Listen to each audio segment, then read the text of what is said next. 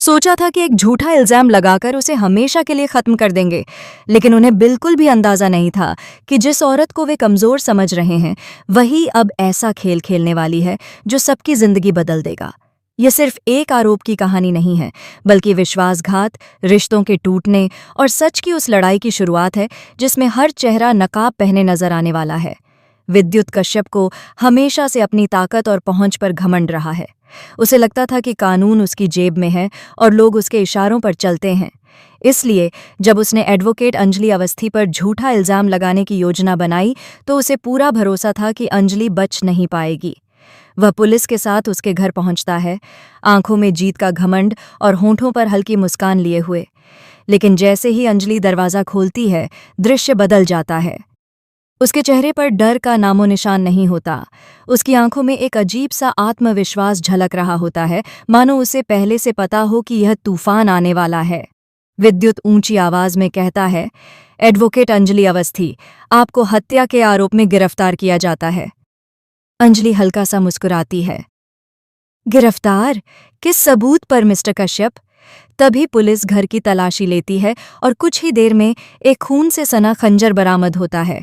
कमरे में खामोशी छा जाती है। वहां मौजूद हर शख्स की नज़र अंजलि पर टिक जाती है। विद्युत आगे बढ़कर कहता है, अब भी कहोगी कि तुम बेगुनाह हो? अंजलि खंजर को ध्यान से देखती है, फिर सीधे विद्युत की आंखों में झांकते हुए कहती है, सबूत जितना साफ दिखता है कहानी उतनी ही गंदी होती है। ये खंजर यहाँ रखा गया है और जिसने रखा है वह बहुत बड़ी गलती कर चुका है। तभी वहां पंकज पुरोहित पहुंचते हैं। माहौल को देखते ही उन्हें समझ आ जाता है कि यहाँ कुछ ठीक नहीं है। वह व्यंग्य भरे अंदाज में कहते हैं, वाह विद्युत, क्या तैयारी है!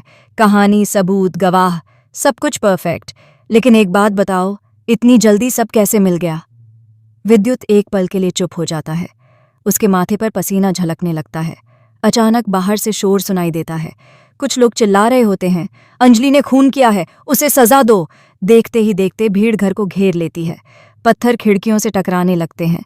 अंजलि के मन में एक सवाल बिजली की तरह कौंधता है, यह सब इतना जल्दी कैसे हो गया? खबर बाहर पहुंची कैसे? तभी पंकज धीरे से कहते हैं, यह सिर्फ केस नहीं है अंजलि, यह पूरी साजिश है।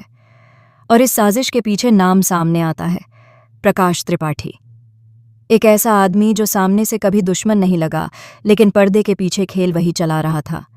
इसी बीच वेद वहां पहुंचता है। उसकी आंखों में डर है, लेकिन उससे ज्यादा गुस्सा।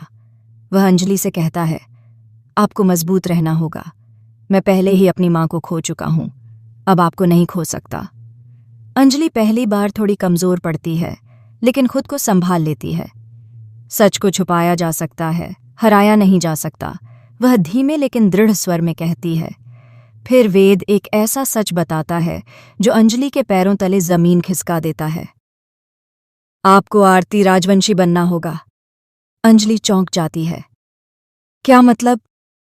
वेद गहरी सांस लेकर कहता है, जिस लड़की पर आपको सबसे ज्यादा भरोसा था वही इस खेल का हिस्सा है। कौन? अंजलि की आवाज कांप जाती है। आरती। यह नाम सुनते ही अंजलि की दुनिया जैसे रुक जाती है, क्योंकि आरती सिर्फ कोई लड़की नहीं, उसकी अपनी बेटी है। यादें एक साथ उसके दिमाग में उमड़ पड़ती हैं। बचपन की हंसी, छोटी उंगलियों का सहारा, पहली बार मां कहकर पुकारना। क्या वह सब झूठ था? अंजलि की आंखें भर आती हैं, लेकिन वह आंसू गिरने नहीं देती। वेद उसे कुछ तस्वीरें और रिकॉर्डिंग दिखाता है। उनमें आरती कुछ संदिग्ध लोगों से मिलती नजर आती है, और एक तस्वीर में तो वह खुद विद्युत से बात करती दिखती है। अंजलि फुसफुसाती है, मेरी परवरिश में आखिर कमी कहाँ रह गई? लेकिन कहानी यहीं खत्म नहीं होती। रात होती है। आरती एक पार्टी के लिए तैयार होकर निकलती है। लाल ड्रेस में वह बेहद आत्मविश्वासी नजर आ रही होती है, मानो उसे किसी बात का डर ही न हो। उसी वक्त गौरव सिंह राजपूत उसकी तस्वीर खींचकर वेद को भेज देता है। तस्वीर के पीछे खड़ा एक शख्स सबका ध्यान खींच लेता है, युवराज। वही युवराज जो कभी अंजलि का सबसे भरोसेमंद सहयोगी था।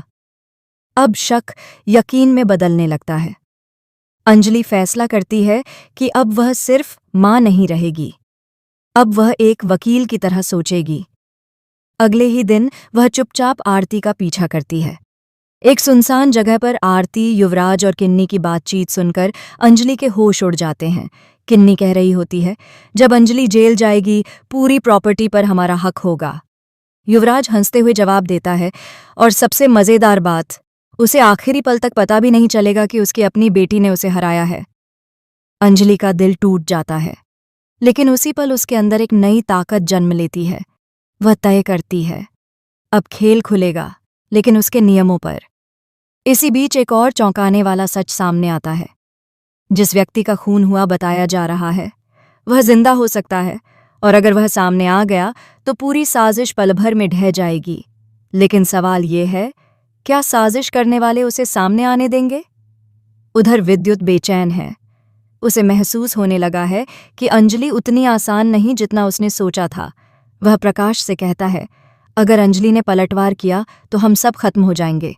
प्रकाश ठंडी आवाज में कहता है, तो उसे मौका ही मत दो। खतरा अब पहले से कहीं ज्यादा बढ़ चुका है। एक तरफ माँ और बेटी आमने सामने खड़ी हैं, दूसरी तरफ सच और धोखे की जंग शुरू हो चुकी है। अब सबसे बड़ा सवाल यही है, क्या अंजलि आरती बनकर किन्नी और युवराज की साजिश का पर्दाफाश कर पाएगी?